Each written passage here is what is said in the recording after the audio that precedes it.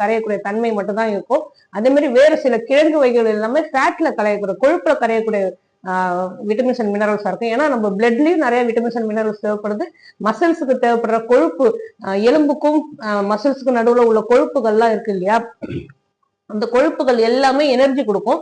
இந்த எனர்ஜி வந்து என்ன செய்யும் அப்படின்னா, நம்ம உடலை வந்து கரெக்டான டெம்பரேச்சர்ல வச்சுக்கும். போன்ஸ் எல்லாம் செயல்படுறதுக்கும், மசில்ஸ் எல்லாம் தசைகள் எல்லாம் பிடிப்பு இல்லாம செயல்படுறதுக்கும், நம்ம சீரா நம்ம வேலைகளை பாக்குறதுக்கும், நோய் எதிர்ப்பு சக்தி தரத்துக்கும் இது எல்லாமே தேவைப்படுதா இருக்கு.